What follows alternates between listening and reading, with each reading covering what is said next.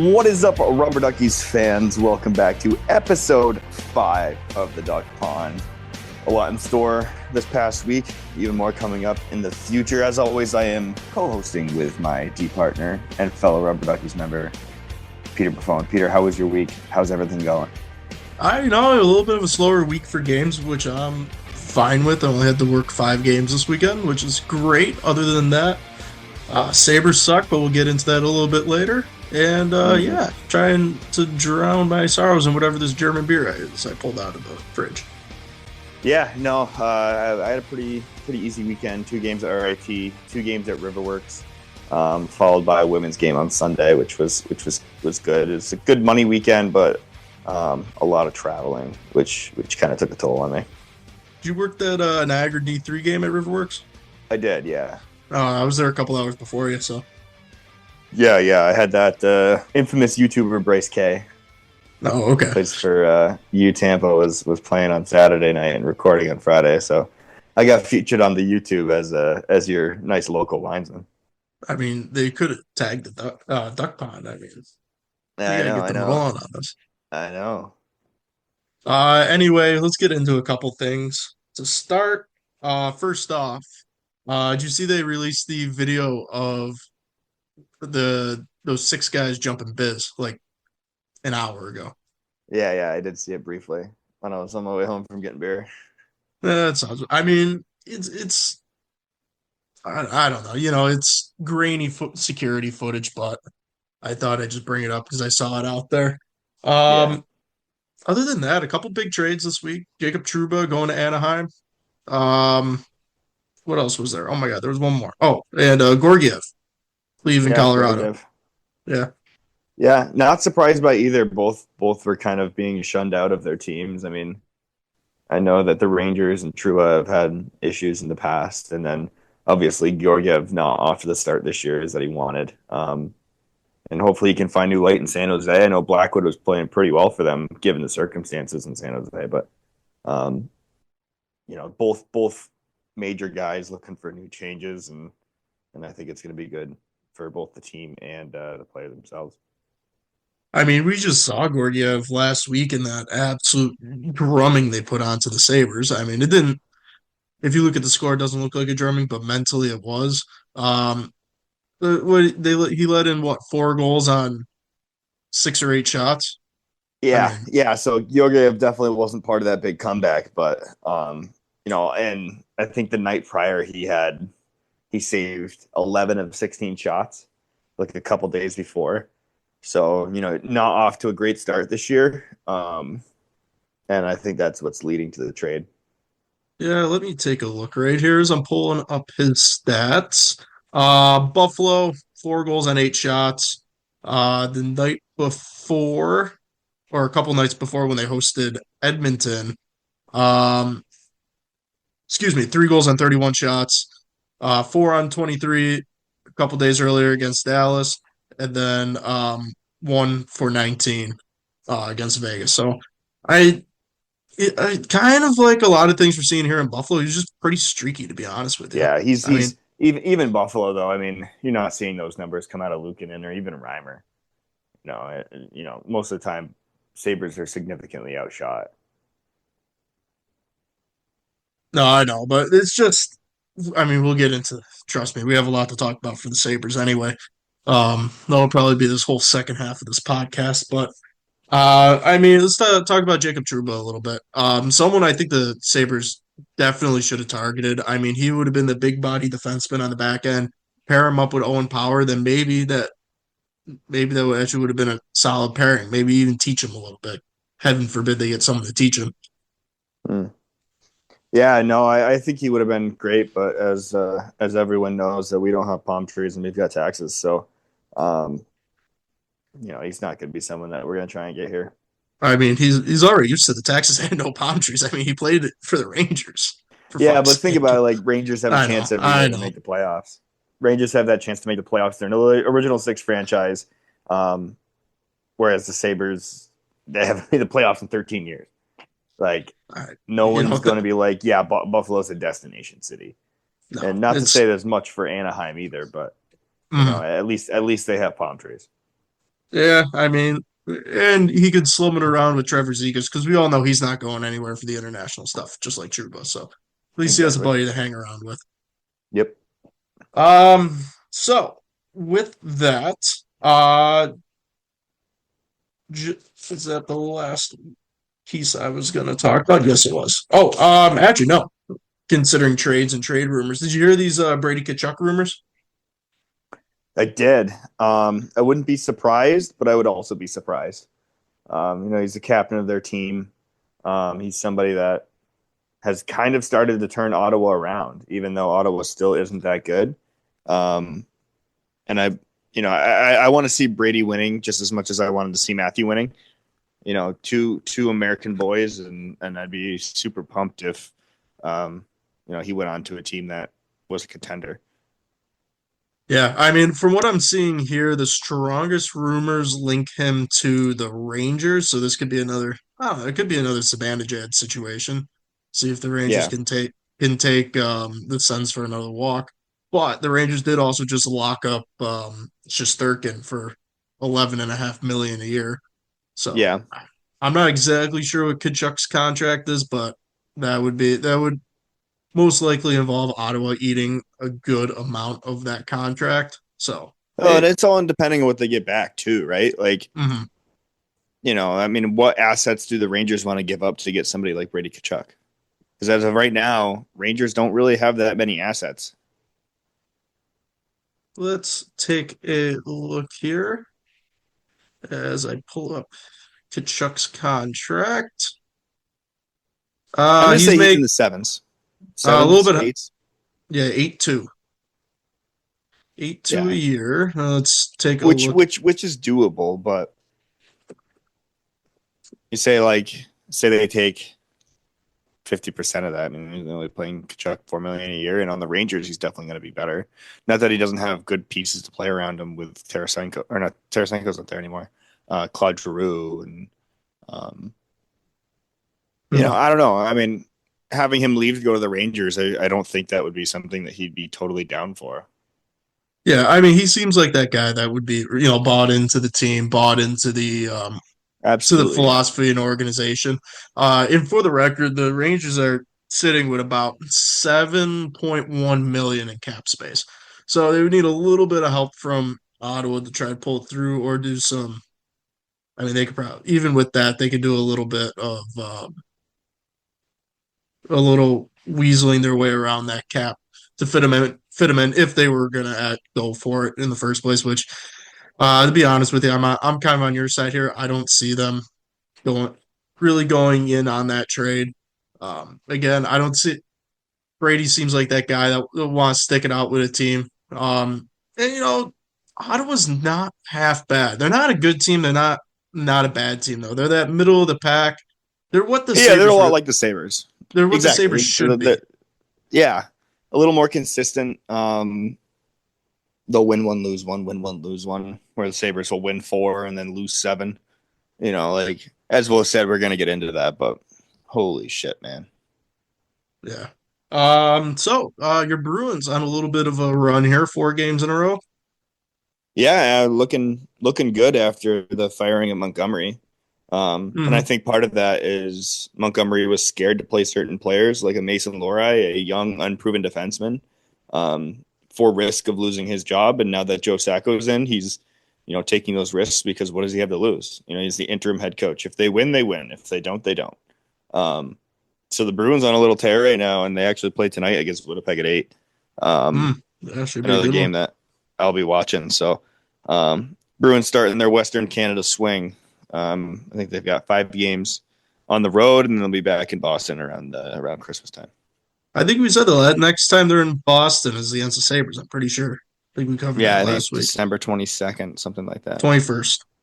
Yeah, Yeah. Yeah, they got Jets tonight. Then they're out to Seattle on Thursday. Saturday up in Vancouver. Tuesday in Calgary. The next Thursday in Edmonton, and then they're back in next Saturday against the Sabres. So we should, we yeah. should do? We should do a special live podcast for that. Do our live reaction to that game. Live reaction to the game. I'd be down for that. Good idea. I come up with a couple of good ones a year. Yeah, Yeah. So one or two a anyway, year. one or two a year. It's not very often. Have you had a good one yet, or you No, have to like spend them out by the end? The next 21 days? I mean we started this podcast. That's true. All right, so we both need one more good. You already used your one good idea. Well, maybe I have two. You never know. So you're going to pop it up to three? Fuck, you're right. Yeah, I'm out. Yeah. You got to start carrying this organization, bud. Oh, fuck me, buddy. It's hey man, you carry us on the ice. You got to start carrying this podcast. Uh, I do the intro. Yeah, that's pretty much all you do anyway. All right. I just add commentary, add my opinions. Speaking of opinions, well, you might as well let's quit beating a dead horse here and get to it. The Sabres, they're on a Suck. seven game losing streak. Let's see, they have a 3-2 loss to the Jets. A really embarrassing 5-2 loss to Utah. And then last night they run the goalie from the net. This kid comes in, I think it was like Casso or something, for his first NHL action in relief, and he gets the dub in a shootout for They Detroit. did run the goalie last night. Yeah, they ran the goalie after the first period again because you know what they did? I didn't realize that. They scored 4 in the first and ran them. I didn't realize that. Yeah, I didn't honestly. I knew they ran. I knew they took the goal. They switched goalies. Watching the game last because I watched it over at my dad's house and we were just kind of Yeah. ripping him a new asshole the entire night. Yeah. But yeah, they Detroit changed the goalie after the first, and I literally look at my dad as the second period started. And I'm like, oh no, here they go. Sabres are going to lose. He goes, why? And I'm like, because they just switched the goalies. That's got to be almost a record for the amount of times the Sabres have chased a goalie after the first period and still lost the game. I want to say they're 1-3 when teams because they've had like 4. I want to say they've had 4 games this year. They've pulled the goalie. We got this past one against Detroit. Obviously, Colorado and Gorgiev got yanked. There's the Rangers where they yanked Shesterkin. However, they were able to pull that one out and win that game. And I want to say there's one more earlier in the season. I can't remember, but I mean, you get the goal, you run the goalie from the net in 4 games, and you only take away 1 win. I mean, Unacceptable. Boys? It's not like they didn't get shots or even scored last night. I mean, it was a 6-5 game. I mean, it literally looked like a Duckies game. Yeah. Yeah, I mean, it's another 2-goal lead that they blew in the third period. You know? And just, I mean, we keep saying it, no words. And there really isn't. I mean, last pod, we came home after that Colorado game and we hopped on for a good half hour. And it was sickening watching that game. I mean, I know we like to really shit on Owen Power in the defense. Let's just switch it up to the wingers and the centers for a second. They have zero support from their forwards in the defensive zone. I mean, you see, what was it, Dylan Cousins on one of the Winnipeg goals? It looked like he had a controller disconnected. Didn't pick up his guy on the back end, and he walks right in backdoor goal. Yeah, I mean, that's peewee hockey. It's peewee hockey. You see the guy on the back end. 1 point now. 1 point in the last 7 games. Yeah. Just last night. That's it. 1 point. They play the Rangers tomorrow. Fuck. They're gonna get killed tomorrow. They might, but dude, that's the thing. Like, Sabres beat the teams they shouldn't beat, and then lose to like Colorado or lose to like Winnipeg, who were on like downward trending. You know, not to say that those teams aren't good, but they were downward trending. Yeah, no, I know what you mean. Just one thing I did like though is Lindy came out. I want to say either earlier today or last night, and he said that he had a conversation with like Tage and Dylan, and he physically told them like, hey, you know, if you guys can't play the centerman's defensive zone coverage, I'll move you to the wing. I don't care. And that's something I like to see from these coaches. Or fine, at least someone like Lindy finally holding them to some sort of standard, some sort of Right. consequences out there. It's not just like go out, oh, I went -3 today. Oh, well, off the next game.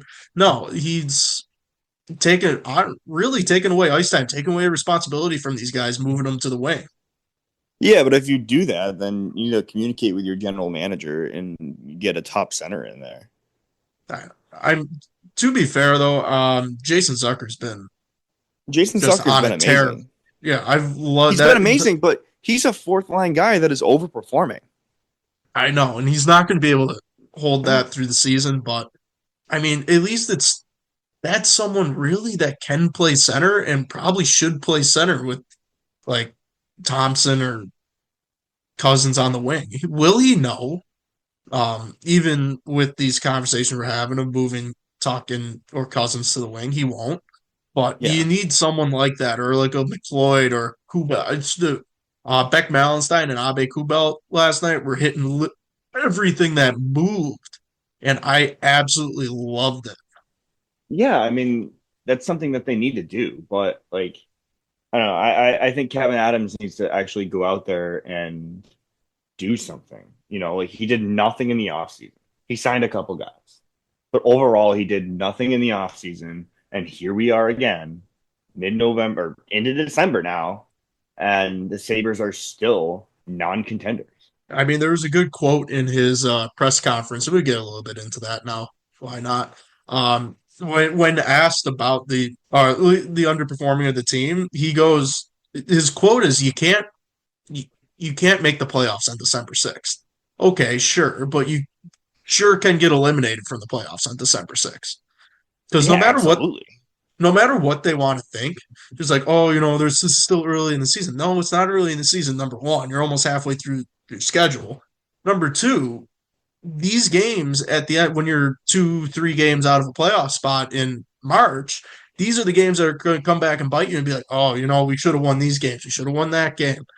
I'm sick of going back every March and November and being, oh, well, what if they didn't shit the bed against Colorado? What if they were able to score and over? What if they were? Excuse me. What if McLeod's shot didn't go off a post in overtime against Detroit? I Yep. mean, it's in. I know Lindy likes to preach accountability, which good for him. It's the first coach in a while in this organization that's done it. One person that's not being held accountable is Kevyn Adams. I mean, Terry's pretty much given him a free reign to do what you want, but it's not really a free reign because he even said in his interview he talks to Terry every day. What other NHL GM do you know talks to the owner daily? There's not many. If any, maybe one or two, and those owners have some sort of hockey sense. Terry's only been around the game for as long as he's really owned the Sabres. Yeah, he might have put a little bit of money into the Penn State program, but really his only experience with hockey has been around this organization. And for the record, Kevyn Adams' coaching and management career literally reads like a post-it note. You ready? I'm going to read it to you right now. On August 3rd, 2011, Adams was named assistant coach of the Buffalo Sabres. He was fired on May 9th, 2013, 2 days after the Sabres named Ron Rolston as their new head coach. Adams was then named senior vice president of business administration for the Sabres in 2019, and on June 16th, 2020, he was named the team's GM. He has zero experience. When I mean Is he a zero hockey player? yeah, he has a Stanley Cup with oh my god, Carolina in 2006. That's his only tie to hockey is he played. He played where we go? He started 97. He played 10 years. 97, 98 to 07, 08. That's it. Other than that, he's been a business administration director, and I think he managed like a Pee Wee team. That's That's it. Junior Sabres team? Yeah, probably, to be completely honest with you. That's the extent of his management career. And, it shows. It shows in this league, and the fact that he has zero pull and zero respect from these other 31 GMs that are out there. They need to make a move. They need to get somebody, and it needs to be before the trade deadline because at this point on the Sabres trajectory, the trade deadline's too late.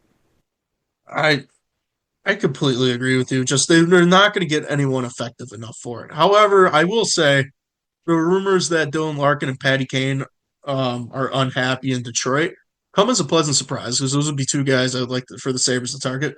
Will the Yeah, Sabres get Patrick them? Kane won't come here. No, Patrick Kane won't come here. Will Dylan Larkin come here? Most likely not. But it's the one thing that you want to at least be in the conversation. Whether they get Mhm. him or not, make a splash, be in the conversation, be a final, like a Final Four team for those guys. And just with the respect that Kevyn Adams has and the legacy of these 13 years, it's not going to happen. And you can't make a move at GM at least until the end of the season. And Especially if they, you're dealing with a guy like Steve Yzerman, who basically built the entire team that won 2 Stanley Cups in a row for Tampa Bay. I, you look at guys like that. You look at even guys like Mike Greer in San Jose. He's not. I think this is his first stint as a GM. However, he was in a scout. He was in a scouting department. He was an assistant GM out that way. Yeah, and he's a pretty well known name around the league from when he played. Also, fun Not even fact. on top of that, but his whole family has experience as GMs. I think his Yeah, father was a GM. His brother is a GM of the Dolphins. I was just about to say that. Yeah, I Like, mean, like they have people to fall back on. Kevyn Adams was a mediocre player who, yeah, won a Stanley Cup, well, he was but kind of carried to a Stanley Cup. yeah, by Ron Francis and Brindamore, Yeah, Cam Ward, like that team was stacked. and if it wasn't for the Jay McKee almost getting his leg amputated and 3/4, they were down. The Sabres were down to Brian Campbell and shit, I don't even know who the other guy was. They only had two of their starting defensemen ready um for that Game 7 conference finals. By the way, just saying. So if they were healthy, most likely Sabres would have won that Stanley Cup. Anyway, but besides the point. Um, I mean, we talked about the palm trees and taxes comment. I mean, you gotta, yeah, Buffalo might not be a destination city, but you gotta make it a destination city. It's almost you gotta sell this city, sell this team to these guys, Yeah. and clearly it's something he's not doing.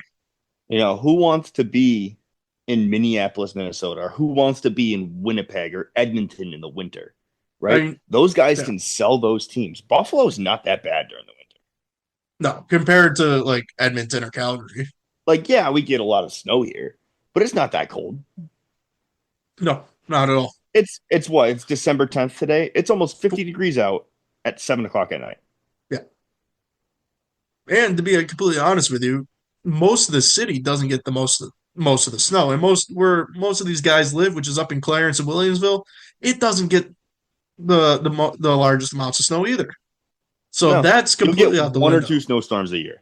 Yeah, I mean, are they big storms? Yeah, but I mean, I mean, you're we know not how to living down in handle it. Orchard Park or Hamburg where, But we see all the videos of these Bills guys getting dug out after that Christmas storm a couple of years ago. But like we're saying, that's down south. These guys don't yeah, live down south. They don't play down no. south. They play fucking indoors too. So why should they care? And also, one thing. Did you watch the press conference at all? Just the clips. Kevyn Adams was really fucking snarky during that entire interview. I did Like get he that impression.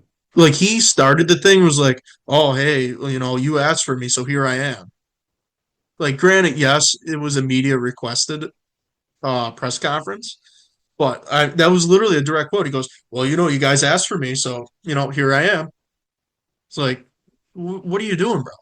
You're a GM of an NHL franchise. Have some fucking class. Walk Yeah, in I mean, there. ultimately, the people who are paying your salary are the fans. Mm-hmm. The NHL doesn't work without guys like us. No, the guys that pay those those $20 tickets up top, those diehard fans.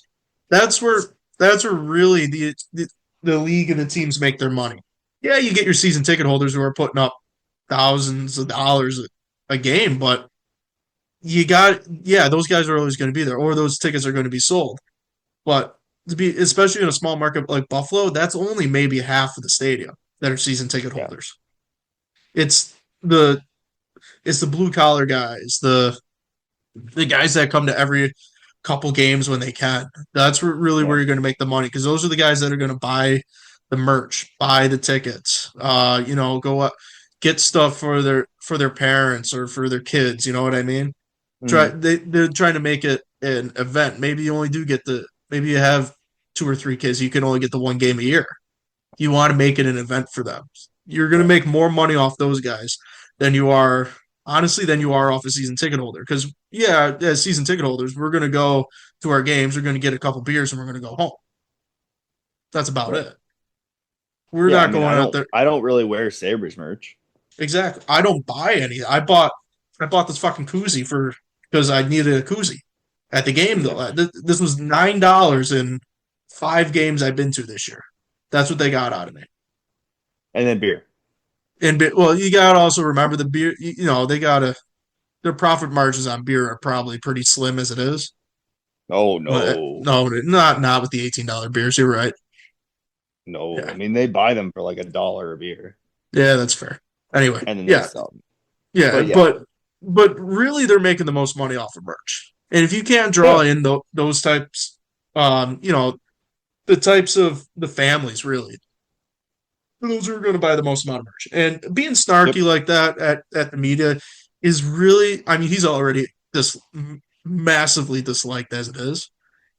You're just digging your grave even deeper at that point. Yeah, I mean, I feel like he hasn't really done much. He's been around, what was this, his 4th year? And he just re-signed a massive contract, too, which, beyond me. But I don't know. I'm going to set a deadline for the Sabres. I need by the end of January, we need to get a key player. Doesn't have to be a superstar. Doesn't have to be a Larkin or a Kane or whatever unhappy superstars that are out there. But it needs to be somebody who comes in and makes a difference for this team. It's not going to happen. It's not going to, not that these guys don't want to come. But again, it comes down to a sales aspect. You're selling this team. You're selling this city. Kevyn Adams can't sell shit. I bet you if he came up to us and tried to sell us beer, you know how much we drink. I'm not buying a fucking beer from him. I bet you he couldn't get sell me a fucking can of Blue Light. He just doesn't seem like the type that would do that. No, he's not. He's a business guy. And and just a couple of these other questions he asked, like I want to say it was Lance Lysowski, from the Buffalo News. I'm pretty sure he's with the Buffalo News.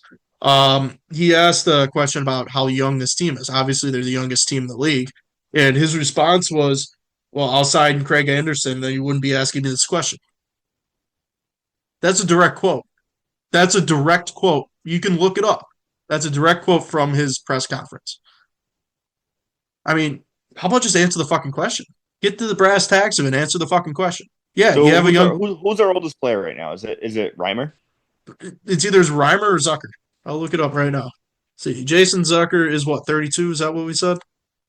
Yeah, 32. And James Reimer is 36. So yeah, James Reimer, easily. And what's Craig Anderson, 42?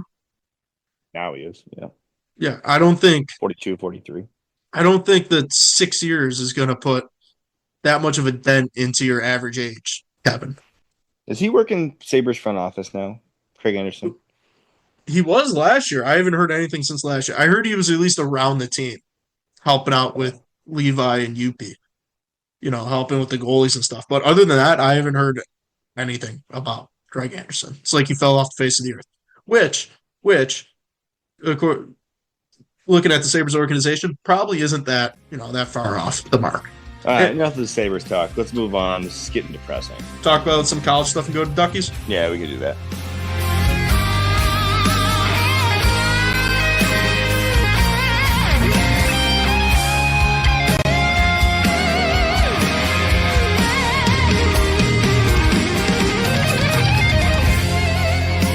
All right, so some college scores for the weekend. Let's look at Suniac first off. Friday, Plattsburgh lost to Fredonia 2-0. Oswego took down Morrisville 5-0. Potsdam fell to Buck State 4-0. Cortland took a win over Canton 3-1. And then Saturday, Plattsburgh took down Buff State 4-1. Canton over Morrisville 4-3.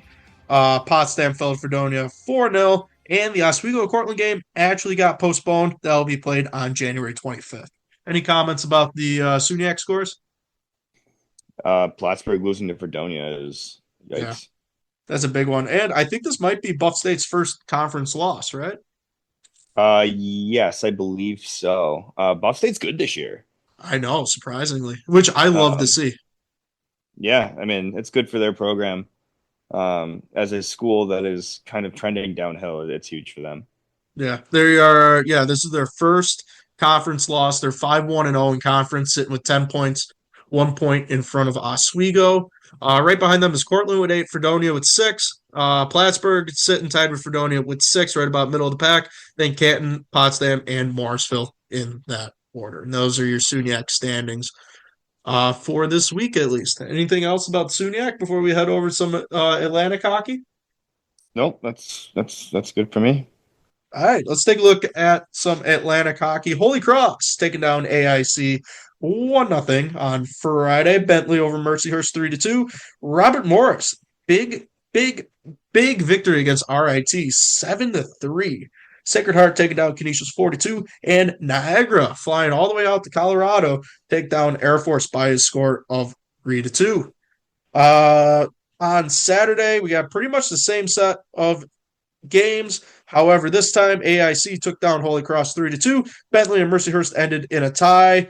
RIT split in the weekend against Morrisville, this time by a score of 4-3. Mercyhurst and Canisius also ended in a tie. And Niagara and Air Force also split the weekend series, with Air Force winning game 2, 4-2 on Saturday. And we have a big one coming up on Tuesday in Washington, D.C., where Army will host Penn State. So that should be a big one coming up. I'd say the most surprising thing in here would be that Robert Morris score 7-3 over RIT. I know we talked saying RIT has not been having the best of years, but good for Robert Morris kind of getting back on the horse.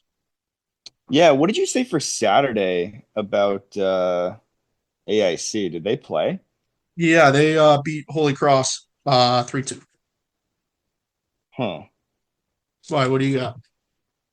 Because I had a tweet come across on Saturday. It says, from Atlantic Hockey America, due to unforeseen circumstances, today's game between Holy Cross and AIC at 1 p.m. will not be played.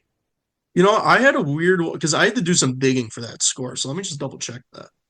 I don't think they played that game. I don't know where I got that because I think I pulled that. I either pulled that off of Holy Cross or AIC's website. Unless they counted it as a forfeit. I mean, 3-2, that makes sense if it was a forfeit. Let's see here. Yeah, that was Friday's game. Yeah, because if you look on the Atlantic site, actually it does say canceled right there. Where did I find that score then? So what happened was AIC had no goalies eligible. That would do it, yeah. So one goalie quit, presumably because of them going back to D2. Yeah. One was academically ineligible, and one of them that was sick. Okay. So, yeah. I want to know where I found the score then. Really? So all 3 goalies just out. No eligible goalies. Interesting. Okay, well there you go. There's that. Yeah. I think I pulled that score off of Holy Cross's website, so that makes sense. Eric Lang tweeted 3 goalies injured, which from what I've heard, it was one of them quit at least. I mean, you're there to play D1 hockey, you're there to play D1 hockey. I mean, quitting mid-season, that's kind of a dick move, though. I agree. I mean, at least see out if you're going to leave and enter like the transfer portal or something, I mean, he's probably not even entering the transfer portal. He just, from what you said, he just straight up fucking quit. So I mean, at least see out the season. Yeah, I don't like that at all. Anyway, let me just mark that off then, because I think I got these scores yet. When did that tweet come out? December 7th. Oh, what the fuck? I got these scores yesterday.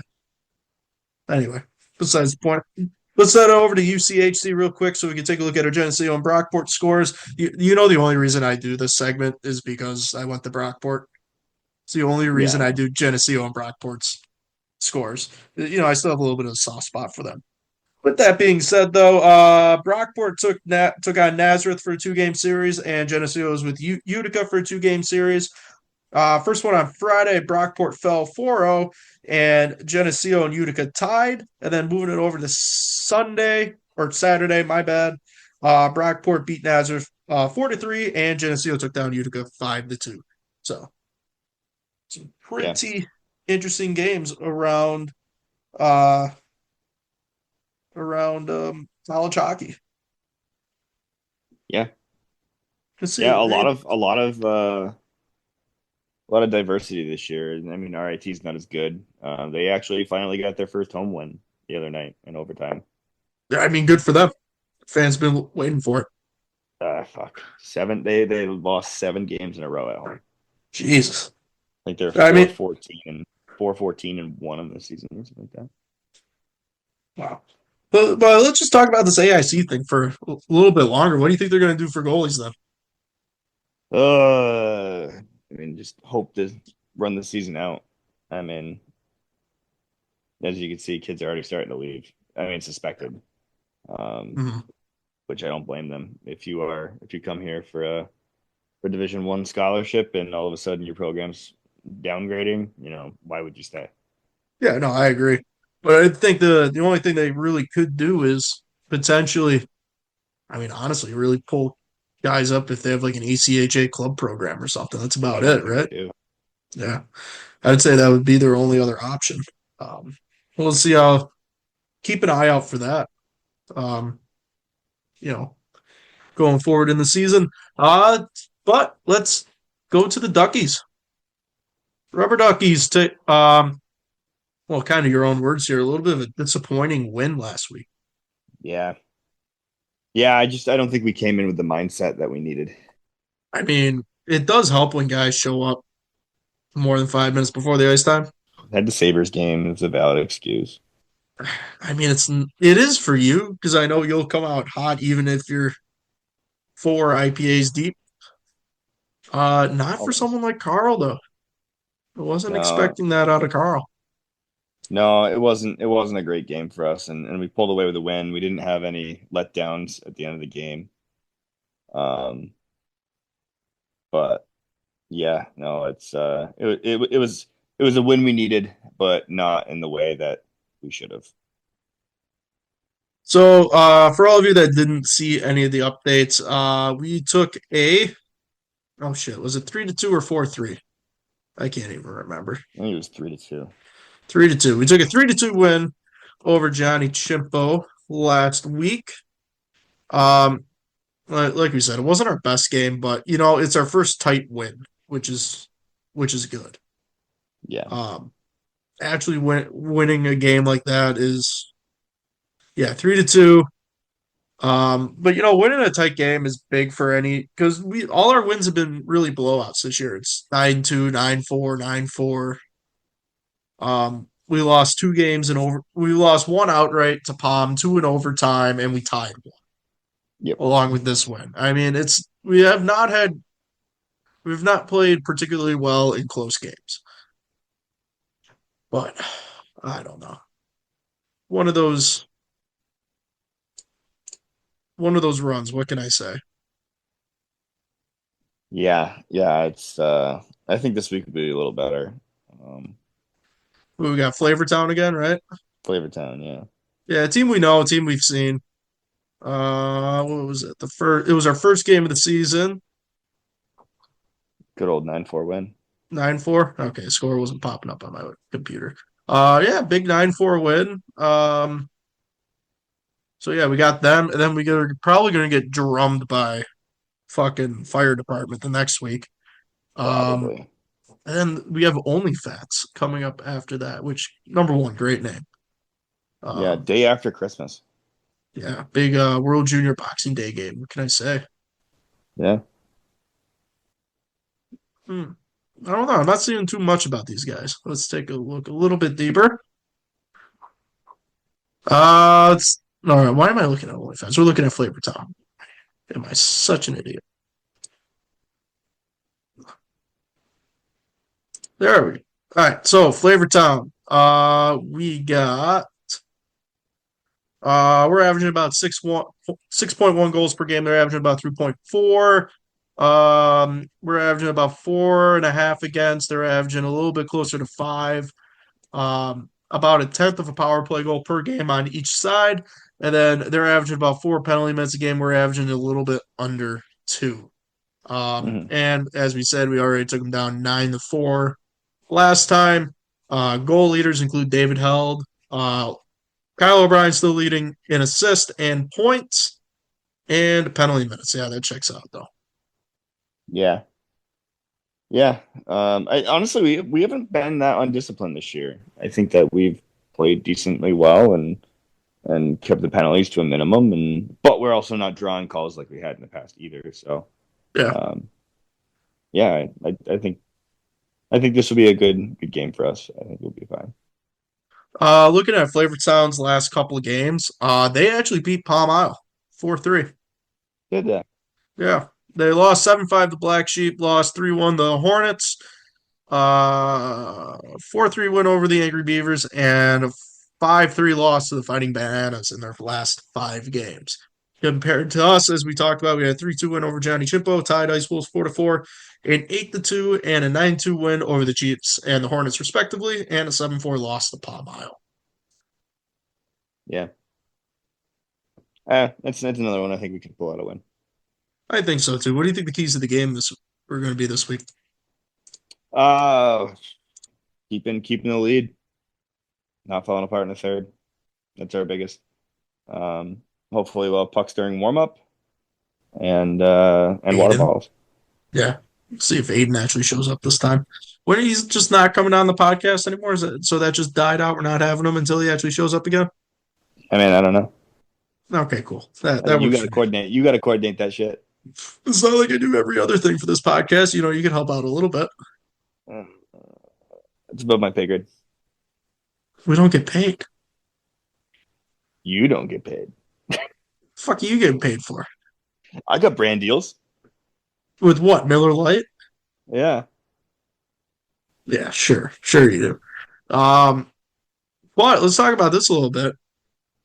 We getting this YouTube channel up and rolling? I am 100% ready for it. All right, so look for that in the next couple weeks.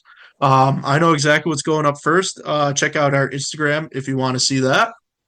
Um, what else? There's not much else for today. I think we covered most of everything. No, like we said, it was a boring week. So Yeah, not too much. Oh, something real quick.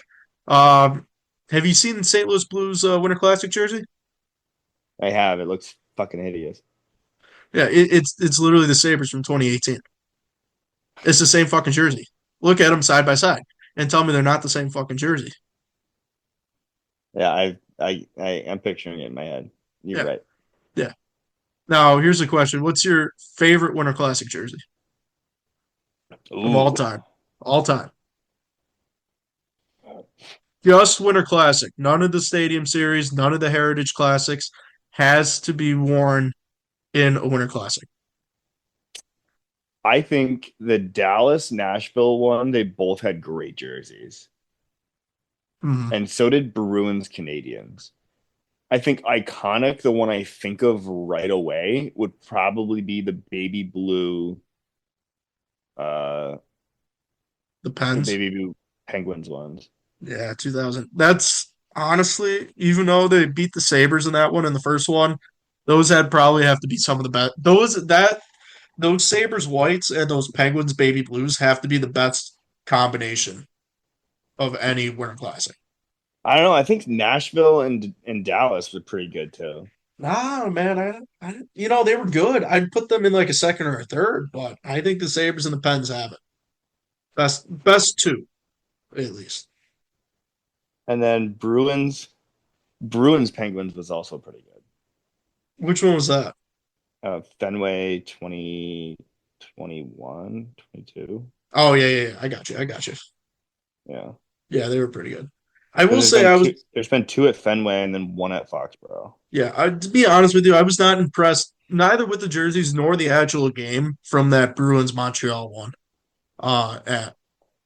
In Foxborough. That was just bad. Bruins got pumped. Yeah.